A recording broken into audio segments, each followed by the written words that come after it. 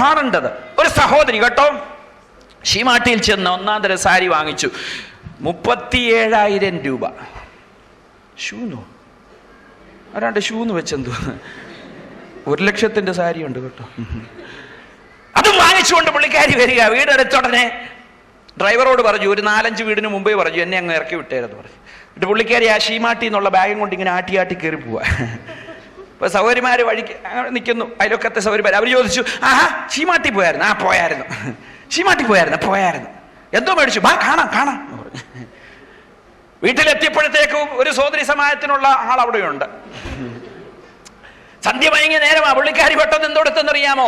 ഈ 37,000 രൂപയുടെ സാരിയല്ലയോ, അതിന്റെ കവറിന് കൊണ്ടൊരു 500 രൂപ വില. പുള്ളിക്കാരി അതാരേലും ചോദിച്ചാൽ കൊടുക്കുന്നത് എങ്ങനെയാ? അതുകൊണ്ട് പുള്ളിക്കാരി വന്ന പാടെ ആ കവറെടുത്ത് തലമാരിക്കകത്ത് വെച്ചു കേട്ടോ. വെച്ച് പൂട്ടി വെച്ച് സാരി അവിടെ ഇട്ടിരുന്നു. സൗകര്യമാര് വന്ന് കണ്ടു. ഓരോരുത്തരും അഭിപ്രായം പറയാൻ തുടങ്ങി. ആഹാ, അയ്യോ ചുരുട്ടി കൂട്ടിയാൽ തീപ്പെട്ടിക്കകത്ത് കൊള്ളിക്കാമല്ലോ. ആഹാ, ഇത് ഇട്ടെന്നറിയുമോ? അയ്യോ ഒട്ടും ഭാരമില്ലല്ലോ. അയ്യോ തിളങ്ങുന്നല്ലോ. ആഹാ, അയ്യോ അഭിപ്രായം എല്ലാം പറഞ്ഞുകൊണ്ടിരിക്കുക. ഇതിനിടയ്ക്ക് കറണ്ട് അങ്ങ് പോയി കേട്ടോ. സന്ധ്യ മയങ്ങിയ നേരമാണ്, കറണ്ട് അങ്ങ് പോയി. പുള്ളിക്കാരി അകത്തേക്ക് ചെന്ന് പെട്ടെന്ന് വിളക്ക് കത്തിച്ചുകൊണ്ട് വരാനുള്ള തിരക്കത്തിൽ ബാക്കിയുള്ളവർ മുറ്റത്തോട്ട് ഇറങ്ങി. ഇളയ കുഞ്ഞ് വയസ്സ് 3-4 ഉള്ളൂ. കുഞ്ഞിനറിയാമോ 37,000 എന്തുവാ, സാരി എന്തുവാ, സിൽക്ക് എന്തുവാ അത്.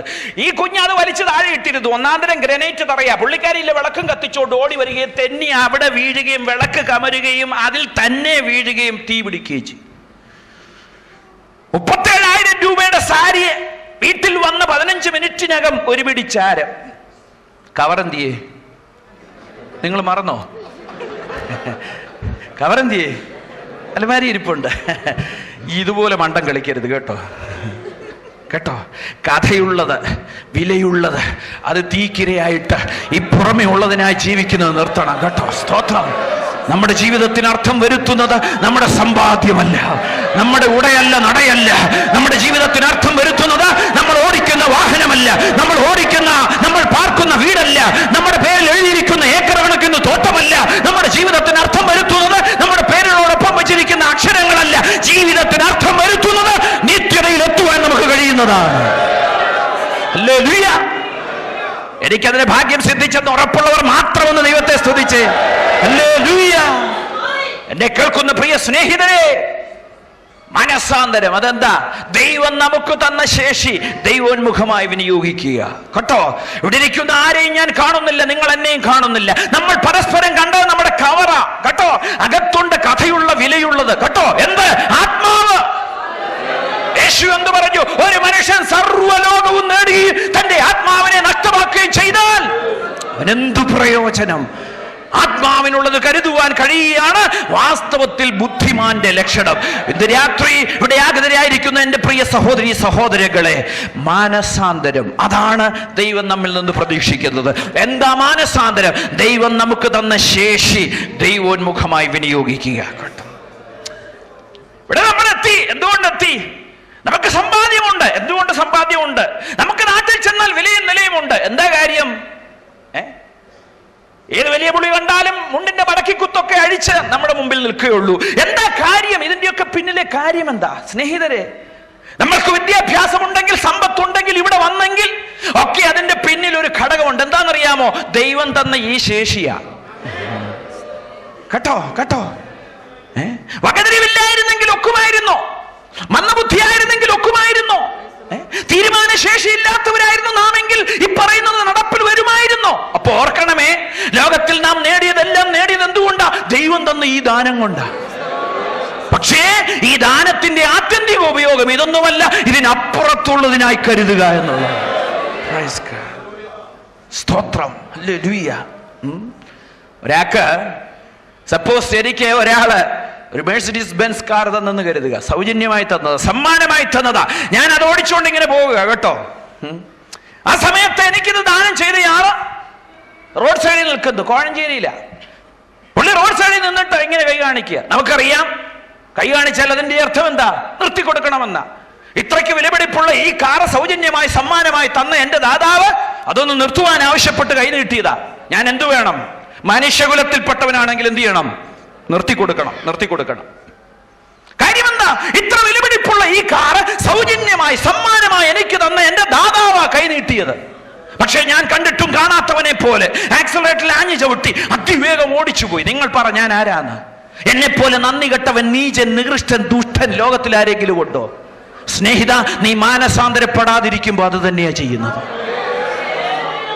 എന്റെ ഭാഷയെ ഞങ്ങൾ ഇത് എത്ര കേട്ടതാ, ഇനി എത്ര കേൾക്കാനിരിക്കുന്നു. അങ്ങനെ ഇങ്ങനൊന്നും ഞാൻ മാനസാന്തരപ്പെടത്തില്ലെന്ന് ആരെങ്കിലും ഇപ്പം മനസ്സിൽ പറയുന്നെങ്കിൽ, സ്നേഹിത ഒരു കാര്യം പറയട്ടെ, ഇത് പറയാനൊത്തത് എന്തുകൊണ്ടാ? ഒരു തീരുമാനശേഷി, അഭിപ്രായ സ്വാതന്ത്ര്യവും ദൈവം തന്നതുകൊണ്ടല്ലേ. മന്ദബുദ്ധിയായിരുന്നു ഇത് പറയുമോ? ഇല്ലല്ലോ. അപ്പോൾ സ്നേഹിത ഓർക്കണേ, ദൈവം തന്ന ശേഷിയെ ദൈവോന്മുഖമായി വിനിയോഗിക്കുന്നത് സാക്ഷാൽ ജീവിതത്തിന് അർത്ഥം വരുത്തുന്നു. അല്ലാതുള്ള ഏത് സ്ഥിതിവിശേഷവും നമ്മെ ശുദ്ധ നന്ദി കെട്ടവരാക്കും. മെഴ്സിഡീസ് ബെൻസ് കാർ എനിക്ക് കിട്ടി, പക്ഷെ ഞാൻ എന്തിനാ ഇത് ഉപയോഗിക്കുന്നതെന്ന് കേൾക്കണോ? 2-3 കൃഷിപ്പരയിടമുണ്ട് എനിക്ക്. ഞാൻ നോക്കിയപ്പോൾ ഒരു ടെമ്പോ പിടിച്ച് വളമടിക്കുന്നതിനൊക്കെ എളുപ്പമുണ്ട്. വല്ലക്കൊട്ടയ്ക്കകത്ത്, ഡിക്കിക്കകത്ത് നിറച്ച് ചാണകവും വളവും എല്ലാം പിടിപ്പിച്ച്, മേളിൽ കാരിയറും കൂടെ പിടിപ്പിച്ച് അതിനകത്തും വളം കയറ്റിക്കൊണ്ട് ഞാൻ പോവുക. ഏതാ വണ്ടി? മെഴ്സിഡീസ്. മെഴ്സിഡീസിൽ വളവും ചാണകവും അടിക്കുന്ന എന്നെ കണ്ടാ നിങ്ങൾ എന്ത് പറയും? ഞാൻ പറയാ, ഞാൻ എന്റെ കാർ എനിക്ക് സൗജന്യമായി കിട്ടി, ഞാൻ ഉടമസ്ഥൻ, ഞാൻ എന്തും ചെയ്യും, നിങ്ങൾ ആരാ ചോദിക്കാൻ? ഒക്കെ ശരിയാ. പക്ഷെ കമ്പനിക്കാർ കണ്ടാ പറയടോ, ഇരട്ടി വില തന്നേക്ക, ഈ നാണക്കേട് ഞങ്ങളുടെ വണ്ടി ചെയ്യരുത്. ലോകത്തിലേക്കോ അതിധനാഠ്യരായവർ ഏറ്റവും നല്ല റോഡുകളിലൂടെ അതിവേഗം ചീറിപ്പാഞ്ഞു പോകുവാൻ ഞങ്ങൾ ഡിസൈൻ ചെയ്തതാ. നിനക്കിത് ചാണകമടിക്കാനുള്ളതല്ല കേട്ടോ. സ്നേഹിത, ഇതുപോലെയാ ഈ ജീവിതം കൊണ്ട് എന്തൊക്കെയാ കാട്ടിക്കൂട്ടുന്നത്. ചിലരെങ്കിലും ഇന്ന് രാത്രി യോഗത്തിന് വരാതെ ബാറിൽ പോയവരില്ലേ? ബാറില്ലെങ്കിൽ മദ്യം സേവിക്കാനുള്ള സംവിധാനം ഉണ്ടാക്കിയവരില്ലേ? സുവിശേഷം കേൾക്കുവാൻ ധാരാളമായി അവസരം ലഭിച്ചിട്ടും ദൈവോന്മുഖമായി തിരിയുവാൻ ഇഷ്ടം പോലെ അവസരം കിട്ടിയിട്ടും അതിന് വില കൽപ്പിക്കാതെ ലോകത്തിന്റെ മ്ലേച്ഛതകളിലേക്ക്, സുഖഭോഗങ്ങളിലേക്ക്, മദ്യപാനത്തിലേക്ക്, വിവിധ ദുശീലങ്ങളിലേക്ക് വഴിതിരിഞ്ഞ ആരെങ്കിലും എന്നെ കേൾക്കുന്നവരായിട്ടുണ്ടെങ്കിൽ ഓർക്കണമേ, നീ മെഴ്സിഡീസിൽ ചാണകമടിക്കുക. സ്തോത്രം. പല കോടി സാധ്യതകളിൽ ഒരു സാധ്യതയായി ഭ്രൂണം ശിശുവായെങ്കിൽ, ശിശു ബാല്യം തരണം ചെയ്തെങ്കിൽ, കൗമാരം തരണം ചെയ്തെങ്കിൽ, യൗവനം തരണം ചെയ്തെങ്കിൽ, ഇന്നും ജീവിച്ചിരിക്കുവാൻ നിനക്ക് ആരോഗ്യം ദൈവം തന്നെങ്കിൽ, ഈ ജീവിതം കൊണ്ട് ദൈവത്തിനൊരു ഉദ്ദേശമുണ്ട്. ആ ഉദ്ദേശം നടപ്പിൽ വരുത്തുക എന്നുള്ളതാണ് ഈ ജീവിതത്തിന് അർത്ഥം വരുത്തുന്ന ഘടകം. ഈ മൈക്രോഫോണിന് കേബിൾ ഇല്ല. ഇതിന്റെ പേരാ എന്ത്? കേബിൾ. ഈ കേബിളിനൊരു ഉപയോഗമുണ്ട്. എന്താണെന്നറിയാമോ? വൈദ്യുതി, ഉച്ചഭാഷിണി അല്ലെങ്കിൽ ഈ ശബ്ദത്തെ വൈദ്യുതിയാക്കി മിക്സറിൽ കൊണ്ടിച്ചെന്ന് കൊടുക്കുക എന്നുള്ളതാണ് കേബിളിന്റെ ഉപയോഗം. സൗണ്ട് ബോക്സിൽ കൊണ്ടുവരിക എന്നുള്ളതാണ് ഇതിന്റെ ഉപയോഗം കേട്ടോ. നാട്ടിൽ നടന്നൊരു സംഭവമാണ്, കൂടെ കണക്കാക്കിക്കോ. യോഗം കഴിഞ്ഞോണ്ട് ഒരു അമ്മച്ചി പറഞ്ഞു, മൈക്ക് ഓപ്പറേറ്ററോട് പറഞ്ഞു, പ്ലീസ് മോനെ ഞാനൊരു കാര്യം പറഞ്ഞ നീ കേൾക്കാമോ? എന്തോ അമ്മച്ചി? ഓ നീ കേൾക്കാമോ എന്ന് പറ. അമ്മച്ചി കാര്യം പറ. മോനെ എടാ, ആ പാഷയുടെ അടുക്കേന്ന് താഴോട്ട് കിടന്ന കറുത്ത വള്ളി എനിക്കൊന്ന് തരാമോ? എന്തിനാ അമ്മച്ചി? എടാ, ആയ കെട്ടാൻ ഇതുപോലെ നല്ലൊരു സാധനമില്ലടാ. എത്ര ഭാരമുള്ള ബെഡ്ഷീറ്റ് തൂക്കിയിട്ടാലും തുണിയെ തുരുമ്പ് പിടിക്കത്തില്ല.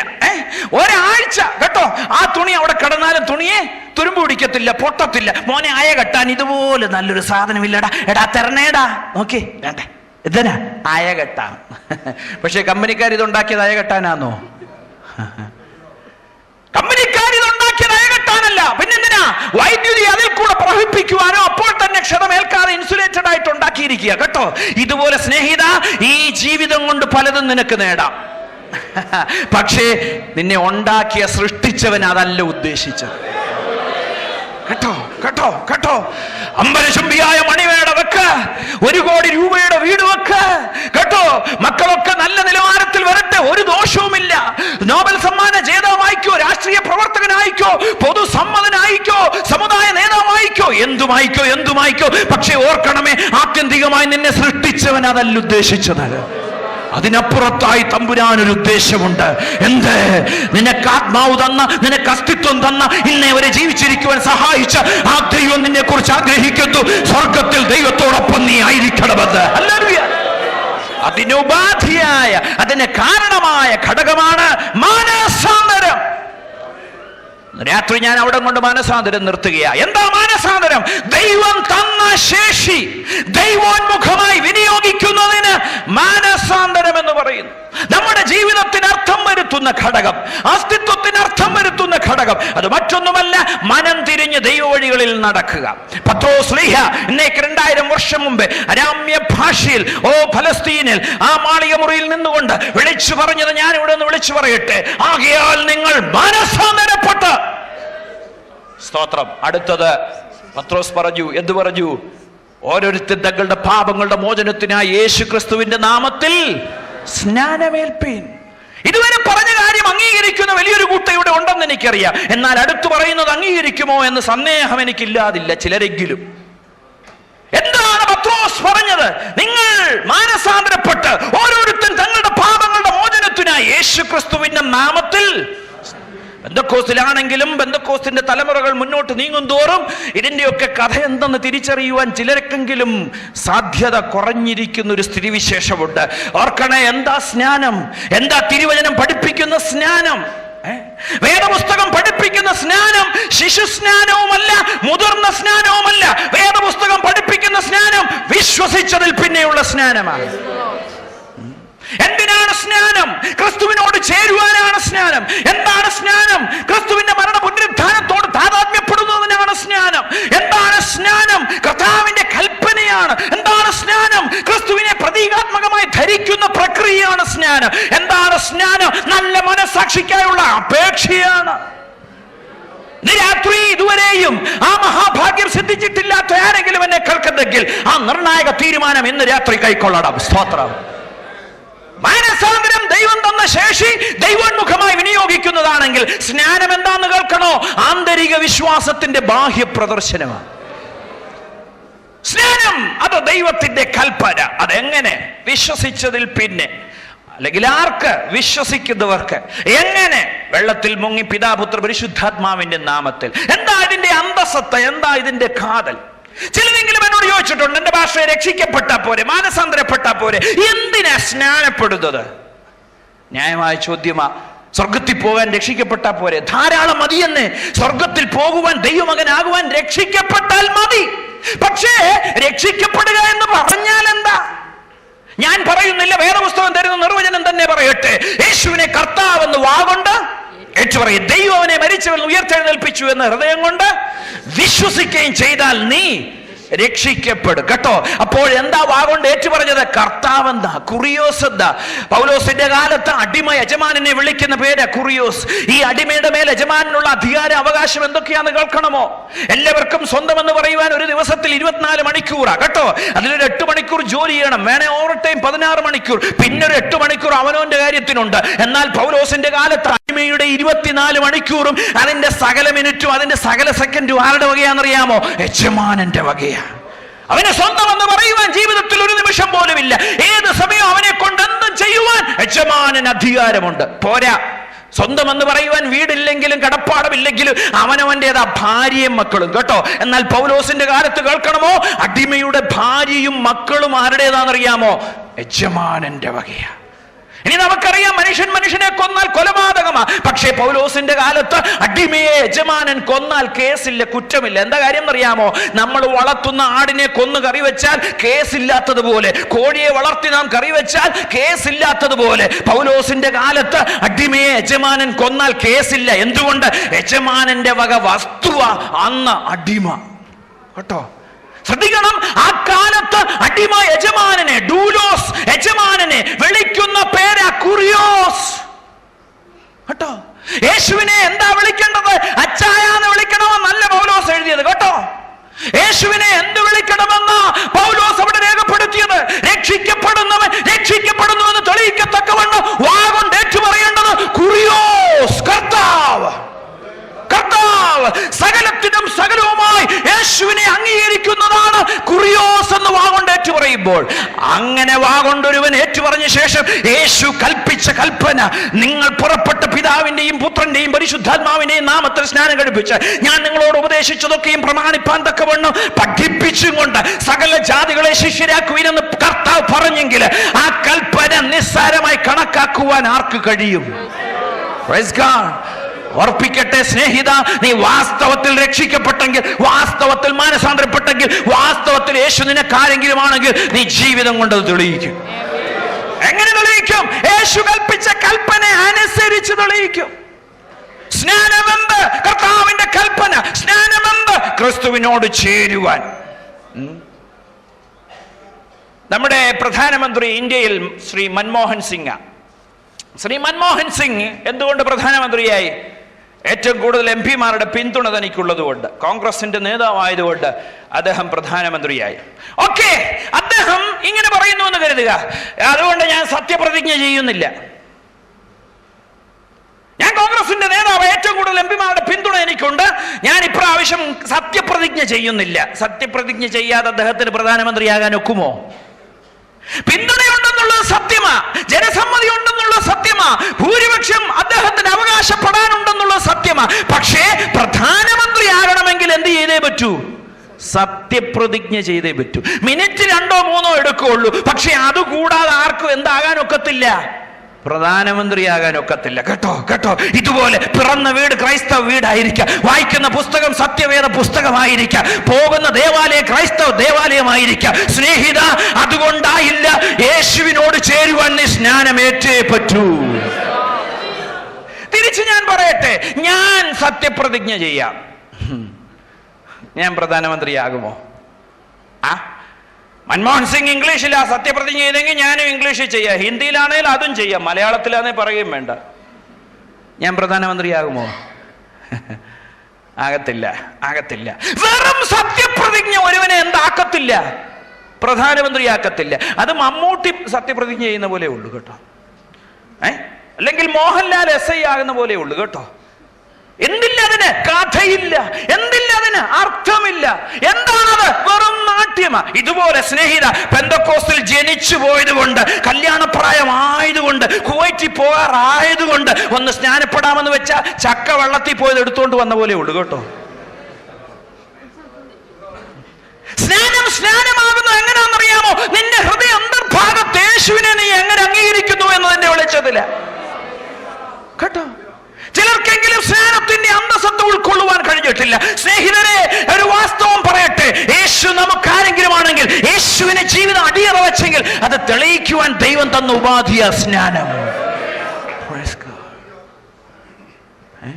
വെറും ചടങ്ങ് സ്നാനമാകത്തില്ല കേട്ടോ, വെറും ചടങ്ങ് സ്നാനമാകത്തില്ല. ആ ചടങ്ങിന് പിന്നിലുള്ള ആ സത്യം, ആ യാഥാർത്ഥ്യം, ആ കഥയുള്ള കാര്യം അത് നടന്നിരിക്കണം കേട്ടോ. സ്തോത്രം. നമുക്കറിയാം, ഈ കുടുംബജീവിതം എന്ന് പറഞ്ഞ ഒരു പുരുഷനും സ്ത്രീയും കൂടെ ജീവിക്കുക ആണല്ലോ. ഒരു പുരുഷനും സ്ത്രീയും കൂടെ ജീവിച്ചാൽ അതെന്തുവാ? കുടുംബമാ. എന്നാ ഒരു കാര്യം ചെയ്തേക്കാം, തിരുവല്ല സ്റ്റാൻഡിൽ വെച്ച് മേഴ്സിയൊക്കെ ഉണ്ട്, പോരടി മേഴ്സി എന്ന് പറഞ്ഞ് ഒരുമിച്ച് അങ്ങ് പൊറുക്കാൻ തുടങ്ങി. അത് കുടുംബമാകുമോ? ആകത്തില്ല കേട്ടോ, ആകത്തില്ല. അതിന്റെ പേര് അവിഹിത ബന്ധമെന്ന് കേട്ടോ. ആ ബന്ധത്തിന് നിയമസാധുത വരണമെങ്കിൽ എന്തു വേണം? സമൂഹം അംഗീകരിക്കുന്ന, സമുദായം അംഗീകരിക്കുന്ന, സർക്കാർ അംഗീകരിക്കുന്ന ഒരു കർമ്മം കൊണ്ട്, ഒരു സെർമണി കൊണ്ട് അതിനെന്ത് കൈവരിക്കണം? നിയമസാധുത കൈവരിക്കണം. എന്നെ കേൾക്കുന്ന പ്രിയ സ്നേഹിതരെ, എന്താ സ്നാനമെന്ന് പിടികിട്ടിയോ? നീ യേശുവിന്റെ വകയാ, നിനക്ക് യേശുവിനോട് വലിയ സ്നേഹമാ, നീ യേശുവിനെ തന്നെ ആരാധിക്കുന്നത്. പക്ഷേ കർത്താവ് വെച്ച കർമ്മത്തിലൂടെയാണ് അതിന് നിയമസാധുത സിദ്ധിക്കുന്നത്. സ്നാനപ്പെട്ട ദൈവമക്കൾ ദൈവത്തെ സ്തുതിക്കുക. എന്നെ കേൾക്കുന്ന പ്രിയ സ്നേഹിതരെ, അബദ്ധജടിലമായ ഉപദേശ സംഹിതകളോട് വിട പറഞ്ഞ് സത്യത്തിലും ആത്മാവിലും വചനത്തിന്റെ വ്യവസ്ഥ പ്രകാരം ആരാധിക്കുവാൻ, കാലാകാലങ്ങളിൽ വേർതിരിയുവാൻ ദൈവം നമുക്ക് ഭാഗ്യം തന്നതിന് ദൈവത്തെ സ്തുതിക്കൂ. ഇവിടെ സ്നാനം ഏറ്റവരെന്ന് അവകാശപ്പെടുന്നവർ ഇഷ്ടം പോലെയുണ്ട്. പക്ഷെ വചനത്തിന്റെ വ്യവസ്ഥ പ്രകാരം അന്തസ്സത്തെ ഉൾക്കൊണ്ടുകൊണ്ട് സ്നാനമേറ്റ എത്ര പേരുണ്ട്? എന്നെ കേൾക്കുന്ന പ്രിയ സ്നേഹിതരെ, സ്നാനമാകുമോ? ഒരു കാലത്ത് ജീവിച്ചിരുന്ന വേദശാസ്ത്രികൾ കരുതി കുഞ്ഞുങ്ങളായിരിക്കുമ്പോൾ മരിച്ചുപോയാൽ അവരെ സ്വർഗത്തിൽ എത്തത്തില്ലല്ലോ സ്നാനപ്പെടാത്തത് കൊണ്ട്, അതുകൊണ്ട് അവരെ സ്നാനപ്പെടുത്തി കളയാമെന്ന്. എന്നാൽ മറുവശം ഞാൻ പറയട്ടെ, ഇതാർക്കേ ഒക്കുകയുള്ളൂ? ജോസഫിന്റെ കുഞ്ഞിനെല്ലാം ഒക്കുകയുള്ളൂ. അലക്സിന്റെയും ടൈറ്റസിന്റെയും ജോർജ് കുട്ടിയുടെയും അവറാച്ചന്റെയും കുഞ്ഞിനെല്ലാം ഒക്കുകയുള്ളൂ. ബഷീറിന്റെ കുഞ്ഞിനെ ആര് മുക്കും? ബാലകൃഷ്ണന്റെ കുഞ്ഞിനെ ആര് സ്വർഗത്തിൽ കൊണ്ടുപോകും? ഒരേ സമയത്ത് ബഷീറിന്റെ കുഞ്ഞ്, ബാലകൃഷ്ണന്റെ കുഞ്ഞ്, അവറാച്ചന്റെ കുഞ്ഞ് ഒരേ രോഗം പിടിപെട്ടിരിക്കുന്നു. ശൈശവ ദിശയില കേട്ടോ. അവറാച്ചന്റെ കുഞ്ഞിന്റെ തലയിലെ മാമോദിസ വെള്ളം വീണിട്ടുണ്ട്. നിങ്ങൾ പറയൂ, 3 കുഞ്ഞുങ്ങളും മരിച്ചു. അവറാച്ചന്റെ കുഞ്ഞിനെ മാത്രം സ്വർഗത്തിൽ കൊണ്ടുപോയി. ബഷീറിന്റെ ബാലകൃഷ്ണന്റെ കുഞ്ഞിനെ നരകത്തിൽ വിടുന്ന ദൈവം ദൈവമോ? പറന്ന വീട് കൊണ്ട് ആരും ദൈവമക്കളാകുന്നില്ല കേട്ടോ. എന്നാൽ മറുവശം ഞാൻ പറയട്ടെ, കുഞ്ഞിന്റെ കാര്യം ആരേറ്റു? ദൈവമേറ്റു. ബാലകൃഷ്ണന്റെ ആണെങ്കിലും ബഷീറിന്റെ ആണെങ്കിലും അവറാച്ചന്റെ ആണെങ്കിലും കുഞ്ഞിന്റെ കാര്യം ദൈവമേറ്റു. എന്താ തെളിവ്? യേശു ഇങ്ങനെ പറഞ്ഞു, ശിശുക്കളെ എന്റെ അടുക്കൽ വരുവാൻ വിടുവീൻ, അവരെ തടുക്കരുത്, സ്വർഗരാജ്യം ഇങ്ങനെയുള്ളവരുടേതല്ല കേട്ടോ. എന്തുകൊണ്ട്? അവർക്ക് ജന്മപാപം മാത്രമേ ഉള്ളൂ. അത് അവരറിയാതെ അവരുടെ മേൽ അടിച്ചേൽപ്പിക്കപ്പെട്ടതാ. അതുകൊണ്ട് യേശു എന്ത് ചെയ്തു? അവരറിയാതെ അതിന് ക്രൂശിൽ പരിഹാരം വരുത്തി. സ്തോത്രം. അതുകൊണ്ട് കുഞ്ഞുങ്ങളെ സ്വർഗത്തിൽ വിടാൻ ആരും ഒന്നും പഠിപ്പെടണ്ട കേട്ടോ. മന്ദബുദ്ധികളെ സ്വർഗത്തിൽ വിടുവാൻ ആരും ഭാരപ്പെടണ്ട കേട്ടോ. ആജീവനാന്തം മാനസിക രോഗികളായവരെ സ്വർഗത്തിൽ വിടാൻ ആരും വിഷമിക്കണ്ട കേട്ടോ. ദൈവം അവർക്ക് ഉത്തരവാദിയാ. എന്നാൽ നീയും ഞാനും അങ്ങനെയല്ല. വകതിരിവ് നമുക്കുണ്ട്, തീരുമാനശേഷി നമുക്കുണ്ട്, അഭിപ്രായ സ്വാതന്ത്ര്യം നമുക്കുണ്ട്. മനഃപൂർവ്വം തെറ്റ് ശരിയും തിരിച്ചറിഞ്ഞ ശേഷം നാം തെറ്റ് ചെയ്തവരാ. നാം പാപികളായിപ്പോയി, കർമ്മ പാപികളായിപ്പോയി. നാം എന്തു വേണം? ഏത് സ്വാതന്ത്ര്യത്തിൽ മനഃപൂർവ്വം തെറ്റ് തിരഞ്ഞെടുത്ത് ചെയ്തുവോ അതേ സ്വാതന്ത്ര്യം ഉപയോഗിച്ച് യേശു ഇതിന് എനിക്ക് ക്രൂശിൽ പരിഹാരമായെന്ന് വിശ്വസിക്കണം. അങ്ങനെ വിശ്വസിക്കുന്നതിനെ ജീവിതം കൊണ്ട് തെളിയിക്കുവാൻ ദൈവം തന്ന കർമ്മമാണ് സ്നാനം. Praise God. Hallelujah. രാത്രി ഒരു വസ്തുത ഓർപ്പിക്കട്ടെ. പത്രോസ് ലീഹ, ഒന്നാമത്തെ പോപ്പെന്ന് ചിലരെങ്കിലും അവകാശപ്പെടുന്ന പത്രോസ് ലീഹായോട് ചേർന്ന് നിന്നുകൊണ്ട് ഞങ്ങൾ ദൈവദാസന്മാർ ഉറക്കെ പറയട്ടെ, ആകയാൽ നിങ്ങൾ മാനസാന്തരപ്പെട്ട് ഓരോരുത്തരും തങ്ങളുടെ പാപങ്ങളുടെ മോചനത്തിനായി യേശു ക്രിസ്തുവിന്റെ നാമത്തിൽ സ്നാനമേൽപ്പീൻ. Praise God. സ്നാനം ആർക്ക്? വിശ്വസിക്കുന്നവർക്ക്. സ്നാനം എന്തിന്? ക്രിസ്തുവിനോട് ചേരുവാൻ. ക്രിസ്തുവിനോട് ചേരുവാൻ. ഒരു യുവാവും കൂടെ ഭയങ്കര സ്നേഹത്തിലാ. പക്ഷേ വീട്ടുകാരെ സമ്മതിക്കുന്നില്ല വിവാഹത്തിന്. 3 വർഷമായി അവർ അതീവ സ്നേഹത്തിലാ. ശ്രദ്ധിക്കണം, അവിഹിതമായി യാതൊരു കാര്യം നടക്കുന്നില്ല. പക്ഷേ അവരുടെ നിഷ്കന്മഷമായ സ്നേഹം, ആ സ്നേഹം, ദൃഢമായ സ്നേഹം, അതിലവർ ഉറച്ചു നിന്നു. 3-ാം കൊല്ലം ഒരു അത്ഭുതം സംഭവിച്ചു. എന്താന്ന് കേൾക്കണോ? മാതാപിതാക്കൾ ഈ ബന്ധത്തിന് അനുകൂലം നിൽക്കുന്നു. അവർ പറയുന്നു, ഒരുമിച്ച് കൂടി അവരൊരു ആലോചന നടത്തി. എന്നിട്ട് പറഞ്ഞു, ഓക്കെ കുഞ്ഞുങ്ങൾ പഠിച്ചുകൊണ്ടിരിക്കുകയാണല്ലോ, 2 വർഷം കൂടെ പഠനമുണ്ടല്ലോ, ഈ 2 വർഷം കഴിഞ്ഞിട്ട് നമുക്ക് വിവാഹം നടത്താം. പിന്നത്തെ 2 വർഷം എന്തോ ഒരു സന്തോഷമാണെന്നറിയാമോ? മാതാപിതാക്കൾ കുഞ്ഞുങ്ങൾ ഒരുമിച്ച് ആ വിഷയത്തിൽ എഗ്രിമെന്റിൽ എത്തിയിരിക്കുക. പിന്നെ അവർ വീഗാലാൻഡിലൊക്കെ പോകുന്ന ഒരുമിച്ചാകട്ടോ. എന്തൊരു സന്തോഷം! അവരുടെ സ്നേഹം അതിന് പൂർണ്ണത കൈവരിക്കുന്നു, അല്ലെങ്കിൽ അത് സാഫല്യമടയുന്നു. ആ ബന്ധത്തിന് അംഗീകാരം മാതാപിതാക്കൾ നൽകുന്നു. ശ്രദ്ധിക്കണമേ, 5 വർഷത്തിന് ശേഷം, 3, 2, 5, 5 വർഷത്തിന് ശേഷം നാടിന്റെ ഉത്സവമായി വിവാഹ നിശ്ചയം നടക്കുക. കാര്യം എന്താന്ന് കേൾക്കണോ? ഈ പയ്യനുണ്ടല്ലോ, ചെറുപ്പക്കാരനുണ്ടല്ലോ, അവൻ അതിധനാഢ്യനായ ആ നാട്ടിലെ അതിധനാഢ്യനായ വ്യക്തിയുടെ ഏകജാതനായ മകനാ. ആണും പെണ്ണുമായിട്ട് ഇവൻ മാത്രമേ ഉള്ളൂ കേട്ടോ. ശ്രദ്ധിക്കണേ, വിവാഹ നിശ്ചയത്തിന് തന്നെ കാറ്ററിംഗ് സർവീസുകാർ 3 ഗ്രൂപ്പാ കേട്ടോ. പാർക്കിംഗ് ഏരിയ 25 ഏക്കറാ കേട്ടോ. അതിഗംഭീരമായ വിവാഹ നിശ്ചയം നടന്നു. വിവാഹ തലേന്നായി കേൾക്കണോ, പിറ്റേ ദിവസം ആ വിവാഹം നടക്കണ്ടേ. ശ്രദ്ധിക്കണമേ, 2.5 ലക്ഷം രൂപയാ സ്റ്റേജിന് ചെലവഴിച്ചിരിക്കുന്നത് കേട്ടോ. 10,000 പേരെയാ പ്രതീക്ഷിക്കുന്നത് കേട്ടോ. അതിഗംഭീരമായി വിവാഹം നടക്കാനുള്ള ക്രമീകരണം തകൃതിയായി നടക്കുക. അന്നേരം നാടിനെ ഞെട്ടിച്ചുകൊണ്ടൊരു വാർത്ത ഇതാ ശ്രദ്ധിച്ചു കേൾക്കണേ. മണവാളൻ ചെറുക്കൻ ആക്സിഡന്റിൽപ്പെട്ട് മരിച്ചു. നിങ്ങൾ പറ, ഈ പെൺകുട്ടിക്ക് ഈ ചെറുക്കന്റെ ആസ്തി, മുതല്, പിതൃസ്വത്ത് കിട്ടുമോ? ഇവിടെ ആരും ഇല്ലയോ? കിട്ടുമോ? ശ്രദ്ധിക്കണം, 5 വർഷമായി സ്നേഹത്തില്ല. വിവാഹ നിശ്ചയം കഴിഞ്ഞതാ, എഴുത്തുമാറ്റം കഴിഞ്ഞതാ. ഇതിനോടകം ലക്ഷക്കണക്കിന് രൂപ ഈ വിഷയത്തിന് വേണ്ടി ചെലവഴിച്ചു കഴിഞ്ഞു. ആത്മാർത്ഥമായ സ്നേഹമായിരുന്നു. ഒക്കെ ശരിയാ. എന്നിട്ടും ഏകജാതനായി ഈ മകൻ മരിച്ചപ്പോൾ, പിന്നെ ഒരു സന്തതി ഇവർക്കില്ലാത്തപ്പോൾ, എന്തേ 5 വർഷമായി സ്നേഹിക്കുന്ന ഈ പെൺകുട്ടിക്ക്, അവൻ ആത്മാർത്ഥമായി സ്നേഹിച്ച ഈ പെൺകുട്ടിക്ക് ഈ പിതാവിന്റെ സ്വത്ത് കൊടുക്കരുതോ? കൊടുക്കത്തില്ല. എന്തുകൊണ്ട്? നിയമത്തിന്റെ മുമ്പിൽ ഇവരാരല്ല, ഭാര്യയും ഭർത്താവുമല്ല. എന്ത് സംഭവിച്ചിട്ടില്ല? പരസ്പരം ചേർന്നില്ല. സ്നാനമെന്ത്? ക്രിസ്തുവിനോട് ചേരുന്ന അനുഭവം.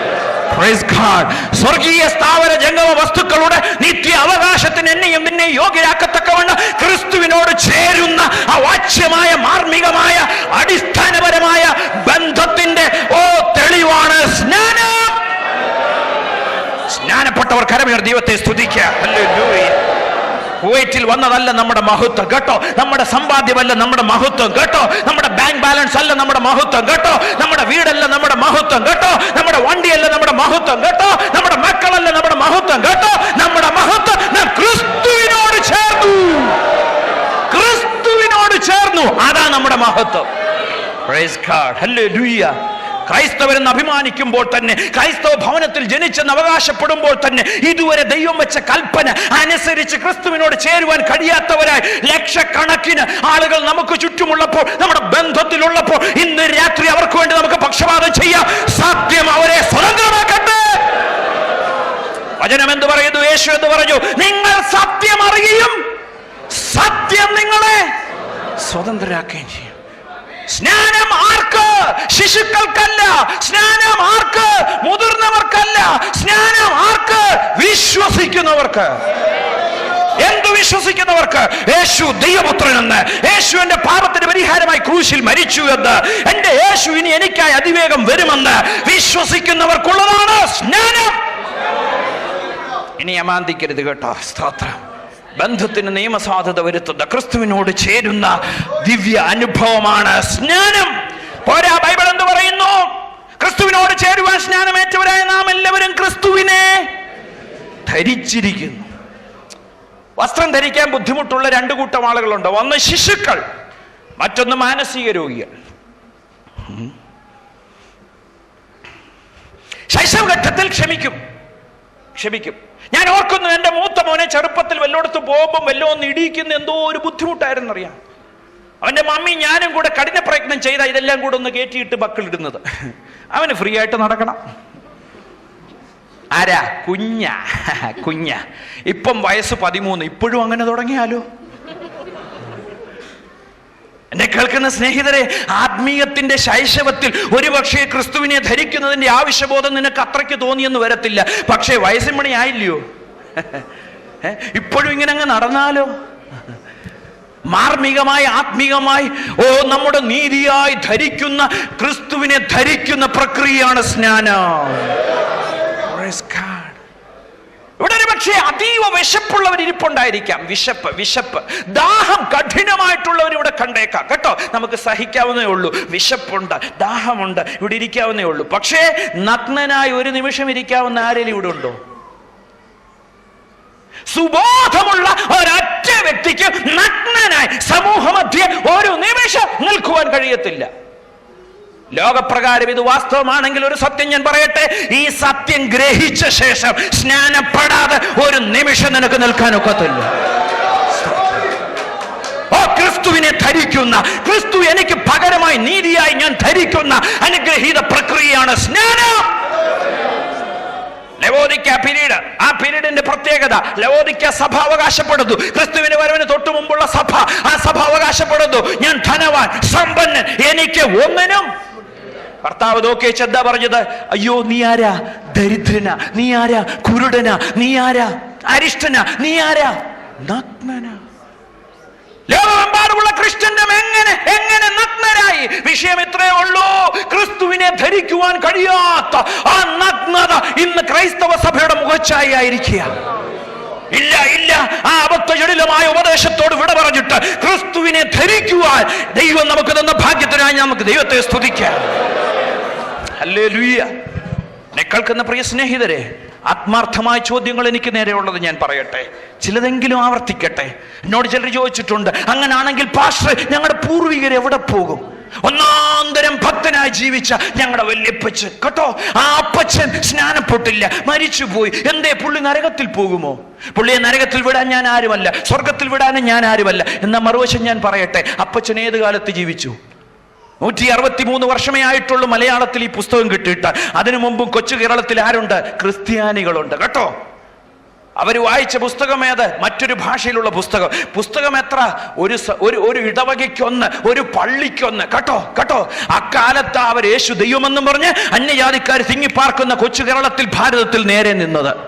എൻ്റെ ദൈവം എന്ത് നിശ്ചയിച്ചു? അങ്ങനെയെങ്കിൽ ഇവരുടെ സന്തതികൾക്കെങ്കിലും ഞാൻ എൻ്റെ പുസ്തകം കൊടുക്കുമെന്ന്. കേട്ടോ, മലയാളിയെ കൊണ്ടല്ല, വിദേശിയെ കൊണ്ട് ഇത് തർജ്ജിമ ചെയ്യിപ്പിച്ച് നമ്മുടെ ഭാഷയിൽ തമ്പുരാൻ ഈ പുസ്തകം തന്നു. എന്തിനു തന്നു? വായനക്കാരനാന്ന് കാണിക്കാൻ, പുസ്തകം അടുക്കി വെക്കാനല്ല, പിശാചെടുക്കാതെ തലോണയുടെ കൂടെ വെക്കാനല്ല, വായിച്ച് ഗ്രഹിച്ച് അതിൻവണ്ണം ജീവിതം ചിട്ടപ്പെടുത്താനാകട്ടെ. അപ്പച്ചൻ നരകത്തിൽ പോകുമോ സ്വർഗത്തിൽ പോകുമോ ഉത്തരം പറയാൻ ഞാൻ ആരുമല്ല. എന്നാൽ മറുവശം ഞാൻ പറയട്ടെ, വേദപുസ്തകത്തിന്റെ ഒരു അടിസ്ഥാന പ്രിൻസിപ്പിൾ, തത്വം ഞാൻ പറയട്ടെ. അധികം ഏറ്റുകൊണ്ടവനോട് അധികം ചോദിക്കും. അപ്പച്ചൻ അറിയാൻ വയ്യാത്ത, അപ്പച്ചൻ കേട്ടിട്ടില്ലാത്ത തിരുവചന സത്യം നിനക്ക് വായിക്കുവാൻ നിന്റെ ഭാഷ, നിന്റെ വീട്ടിൽ തമ്പുരാൻ തന്നിരിക്കുമ്പോൾ ഇനി നിനക്ക് ഒഴികഴിവില്ല. ഇന്നേക്കൊരു 50-60 വർഷം മുമ്പാണ് ഇതുപോലൊരു യോഗം നടക്കുന്നതെങ്കിൽ മലയാളത്തിൽ സത്യവേദ പുസ്തകം കൊണ്ടുവന്നവർ എന്ത് ചെയ്യുമെന്ന് ചോദിച്ചാൽ കൈപൊക്കുവാൻ, പുസ്തകം കാണിക്കുവാൻ വളരെ വളരെ തുച്ഛം ആളുകളെ കാണത്തുള്ളൂ. 1-2 പേര് കണ്ടെങ്കിലായി. അതേസമയം ഇന്ന് രാത്രി ഞാൻ ചോദിക്കുകയാണ്, സത്യവേദ പുസ്തകമായി വന്നവർ കരങ്ങളിലെടുത്തേ. Praise God, hallelujah. ഇത്രയും വേദപുസ്തകം ഇവിടെ വരുവാൻ കാരണമെന്ത്? ദൈവത്തിന് നമ്മോടുള്ള കരുണയാണ്. നമ്മുടെ സ്വന്തം ഭാഷയിൽ നമുക്ക് വായിക്കത്തക്കവണ്ണം സുലഭമായി ഈ തിരുവചനം ദൈവം ലഭ്യമാക്കിയെങ്കിൽ എന്തിന് ലഭ്യമാക്കി? അതിൽ നിന്ന് സത്യം ഉൾക്കൊണ്ട് അത് ജീവിതത്തിൽ നടപ്പിൽ വരുത്തുവാൻ. ഒരു കാര്യം കൂടെ അങ്ങ് പറഞ്ഞേക്കാം, അപ്പച്ചനോട് ഇത്രയും സ്നേഹമുള്ള ആളെന്താ അപ്പച്ചൻ ചെരുപ്പിട്ടിരുന്നില്ല? ഇയാളെന്താ ചെരുപ്പിടുന്നേ? അപ്പച്ചൻ ചെരുപ്പിട്ടില്ല, ഞാനും ചെരുപ്പിടുന്നില്ലെന്ന് അങ്ങെന്താ പറയാത്തെ? അപ്പച്ചൻ തിരുവനന്തപുരം പോയത് വില്ലുവണ്ടിയല്ല, കാളവണ്ടിയല്ല, താങ്കൾ എന്താ മാരുതി എടുക്കുന്നേ? അമ്മച്ചി ചട്ടയും മുണ്ടും അവിടുത്തെ. മോളെ നീ എന്താടി സൽവാർ കമ്മീസ് ഇടുന്നേ? അപ്പച്ചൻ 2ാം ക്ലാസ്സേ പോയുള്ളൂ, അമ്മച്ചി 1ാം ക്ലാസ് പോലും പോയില്ല. താങ്കൾ എന്താ മോളെ എൻട്രൻസിന് ഇരുത്തുന്നേ? അവൾക്ക് പപ്പടം ചൂടാൻ അറിഞ്ഞുകൂടാ, ചമ്മന്തി അരയ്ക്കാൻ അറിഞ്ഞുകൂടാ, എന്നിട്ടും അവളെ എൻട്രൻസിന് ഇരുത്തുക. അപ്പച്ചൻ ചാടകം മെഴുകിയ തറയിലാ നടന്നത്, ഓലമേഞ്ഞ വീട്ടിലെ താമസിച്ച്. താങ്കൾ എന്താ ഗ്രനൈറ്റ് പാകുന്നത്? താങ്കൾ എന്താ വീട് വാർക്കുന്നത്? അപ്പൊ അപ്പച്ചൻ ചെയ്താത്ത, അമ്മച്ചി ചെയ്യാത്ത ഒരു 100 കൂട്ടം കാര്യം അഹമഹിയ നമ്മൾ ഉൾക്കൊണ്ട് അതിന്റെ ഗുണഭോക്താക്കളായി സന്തോഷിക്കുന്നു. തിരുവചന സത്യം അപ്പച്ചൻ അറിയാത്തത് നിന്നെ തമ്പുരാൻ അറിയിച്ചപ്പോൾ അതിനെ നീ പുറം തിരിഞ്ഞു നിൽക്കുന്നു. ഇതനുവദിക്കത്തില്ല. ദൈവം നിന്നെ അനുഗ്രഹിച്ചെങ്കിൽ തിരുവചനത്തിന്റെ സത്യത്തിലേക്ക് വരാനും കൂടിയാ ദൈവം നിന്നെ അനുഗ്രഹിച്ചത്. Hallelujah, hallelujah. ഒരു കാര്യം ഞാൻ പറയട്ടെ, ഇവിടെ ആരെങ്കിലും സ്നാനപ്പെട്ടെങ്കിൽ മണ്ടരായതുകൊണ്ടല്ല സ്നാനപ്പെട്ടത്. ഇവിടെ ആരെങ്കിലും സ്നാനപ്പെട്ടെങ്കിൽ മിടുക്കരായതുകൊണ്ടുമല്ല സ്നാനപ്പെട്ടത്. ഇവിടെ ആരെങ്കിലും സ്നാനപ്പെട്ടെങ്കിൽ എന്തുകൊണ്ട് സ്നാനപ്പെട്ടു? സ്വർഗത്തിൽ എന്നേക്ക് സ്ഥിരമായ, ആകാശവും ഭൂമിയും മാറിയാലും മാറ്റപ്പെടാത്ത ഈ ദൈവത്തിന്റെ വചനം, ദൈവവചനം അംഗീകരിക്കുന്നത് കൊണ്ടാണ് സ്നാനമേറ്റത്. സ്നാനമേറ്റവർ കരമേർ ദൈവത്തെ സ്തുതിക്കാം. ആർക്കാണെന്നെ ഇഷ്ടം? അമ്പരചുംബിയായ ദേവാലയം, കോടിക്കണക്കിന് രൂപ ചെലവഴിക്കപ്പെട്ട ദേവാലയം, ആയിരക്കണക്കിന് അംഗങ്ങളുള്ള ദേവാലയം, മന്ത്രിമാർ, MLA മാർ, MP മാർ അംഗങ്ങളായിട്ടുള്ള ദേവാലയം, ആതുരാലയങ്ങൾ, വിദ്യാഭ്യാസ സ്ഥാപനങ്ങൾ, സ്വന്തമായിട്ടുള്ള പ്രബല സമൂഹം, അതിന്റെ ഭാഗമായിട്ടിരിക്കാൻ ആർക്കാണ് ഇഷ്ടമില്ലാത്തത്? എന്നിട്ട് ഇവിടെ ചിലർ വെയർ ഹൗസ് പോലെയുള്ള, ഗോഡൌൺ പോലെയുള്ള ആരാധനാലയങ്ങളിലേക്ക് വേർപെട്ടു പോയെങ്കിൽ എന്തുകൊണ്ട് വേർപെട്ടു പോയി? കൂടപ്പറപ്പുകളോട് വിരോധമുണ്ടായിട്ടല്ല കേട്ടോ, തങ്ങൾ മിടുക്കരാണെന്ന് കാണിക്കുവാനല്ല, ഞങ്ങൾ വിചാരിച്ചാൽ ഒരു ഹോൾ വെക്കാമെന്ന് പറഞ്ഞ് മാറിയതല്ല. ഈ ദൈവത്തിന്റെ വചനത്തെ ദൈവവചനമെന്ന് അംഗീകരിക്കുന്നത് കൊണ്ട് സന്തോഷമുള്ളവർ കാര്യം ദൈവത്തെ സ്തുതിക്കാം. ഹല്ലേലൂയ. പത്രോസ് ശ്ലീഹായോട് ഒരുമിച്ച്, പൗലോസ് ശ്ലീഹായോട് ഒരുമിച്ച്, യോഹന്നാൻ സ്നാപകനോട് ഒരുമിച്ച്, ശ്രീ യേശുക്രിസ്തുവിനോട് ഒരുമിച്ച് അടിസ്ഥാന സത്യം ഞങ്ങൾ ഇവിടെ വിളിച്ചു പറയട്ടെ. നിങ്ങൾ മാനസാന്തരപ്പെട്ട് ഓരോരുത്തൻ തങ്ങളുടെ പാപങ്ങളുടെ മോചനത്തിന് യേശുക്രിസ്തുവിന്റെ നാമത്തിൽ സ്നാനമേൽപ്പീൻ, എന്നാൽ പരിശുദ്ധാത്മാവെന്ന് എഴുന്നേൽക്കാൻ നമുക്ക് പ്രാർത്ഥിക്കാം.